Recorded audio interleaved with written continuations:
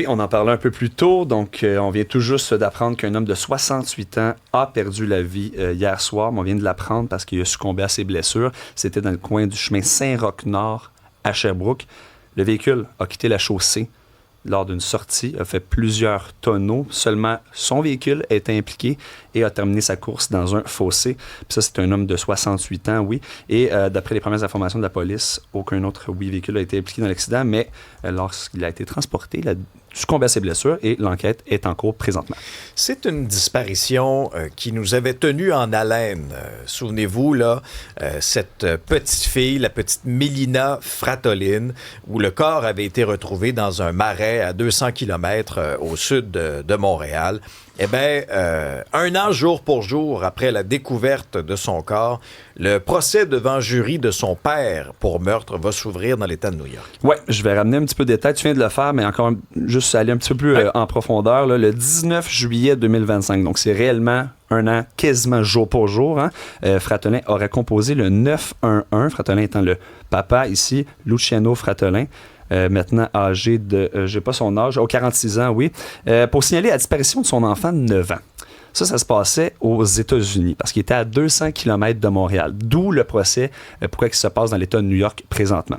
L'entrepreneur montréalais qui aurait indiqué aux autorités que sa fille avait disparu lors d'un arrêt aux toilettes et que 2 hommes dans une camionnette l'aurait possiblement été vu près de la scène, donc aurait tout simplement disparu. Toutefois, les policiers ont remarqué assez rapidement qu'il y avait des incohérences dans son discours et c'est là que le corps de Mélina Fratolin a été retrouvé le lendemain par des équipes de recherche. Elle aurait été dissimulée sous une branche dans un plan d'eau au coin de Ticonderoga, hein, ça c'est selon l'acte d'accusation, ça c'est dans la région de l'État de New York, oui, et selon les résultats préliminaires de l'autopsie dévoilée à l'époque, elle aurait été asphyxiée par noyade. Donc pas une noyade, oui elle est morte par noyade, mais on a vu des preuves qu'elle a été noyée de force, c'est le cas de le dire, et donc son papa aujourd'hui commence son procès aux États-Unis, donc va être traité par la Cour américaine par rapport à ça. Oui, puis en trame de fond de ce drame-là, et on pouvait le lire,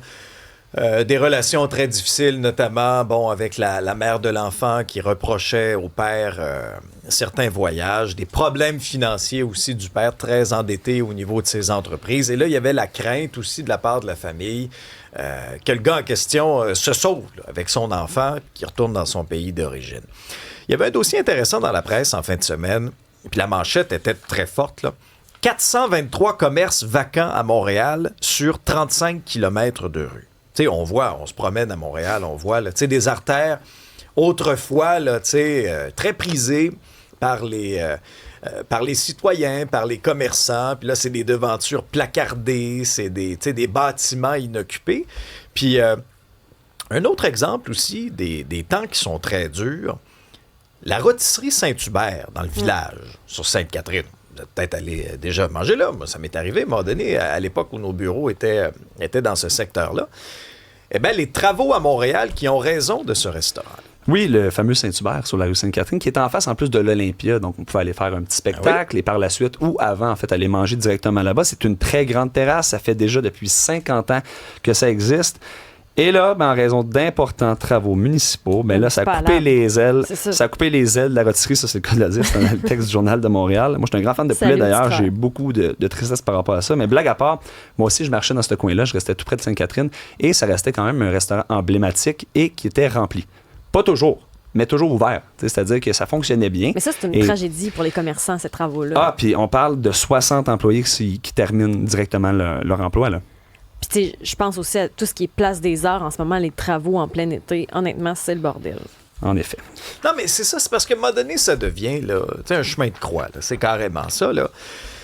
Puis quand, des fois, une ville a sa vision, puis pense pas toujours nécessairement là, à ses commerçants, à ses restaurateurs. On vous dit, bien franchement, là, il faut être courageux pour se dire en 2026, « Hey, moi, j'ai un projet de restaurant à Montréal. Moi, je vais être commerçant. Là, je vais avoir pignon sur rue, là, sur Sainte-Catherine, sur Saint-Laurent, sur Saint-Denis. On va vous dire, bien franchement, là, les risques sont très élevés, puis vous allez avoir un vent de face. C'est malheureux. Isabelle, Moi, ta gestion d'horaire me fascine. Je t'avoue que ton dimanche a été très chargé. Où tu as réussi à aller voir le nouveau film de Christopher Nolan, qui est quand même 3 heures? Là? J'ai attendu le spectacle à mi-temps quand même là, pour voir la mi-temps de la FIFA. Puis après ça, ben, ça a commencé à 16h15. Fait que j'ai pu entendre les célébrations après de la victoire de l'Espagne. J'ai vécu tout ça. Ben oui. C'est un bon 3 heures. C'est un projet de société. Là. Aller voir ce film-là de Christopher Nolan, c'est très bon. Et il remplit son pari. Au fait, c'est le meilleur lancement pour Christopher Nolan depuis Le Chevalier Noir Batman, sorti en 2012. À l'échelle mondiale, c'est 140 millions à l'international. Donc, ils sont en train de rentabiliser les coûts de production. On se rappelle, c'était 250 millions canadiens, 350 millions. C'était très cher. Les prises de vue sont réelles, puis on en parlait vendredi dernier, mais c'est fait pour le IMAX 70 mm. Les images sont exceptionnelles. L'histoire, on la connaît, là, celle d'Homère, cette poésie grecque qui nous plonge. Tu sais, même si on est dans Ulysse puis le monde des dieux, il y a quand même plein de petites leçons qu'on peut tirer de cette légende-là. Par contre, il y a eu plusieurs critiques. Il y a des gens qui ont pointé du doigt les anachronismes, donc les bateaux qui seraient pas de la bonne époque. Puis là, ils ont pris une personne de couleur noire. Et les pagues étaient pas corrects. Bon, il y a des Grecs qui ont été fâchés parce que c'était pas un Grec le personnage principal. Puis je me range du côté de Sophie Durocher ce matin qui a fait un article dans le Journal de Montréal qui disait, tu sais, calmez-vous, là, c'est une légende. Tu sais, c'est pas... ça reste... Tu sais, elle dit, mettons qu'on faisait une histoire sur le Québec puis qu'il y avait pas de Québécois, mais elle dit, si quelqu'un faisait la chasse-galerie qui est une légende puis qu'il y avait toutes sortes de monde là-dedans, je m'en foutrais. Tu sais, c'est pas une vraie histoire. Donc, calmez-vous. Le film vaut la peine d'être vu.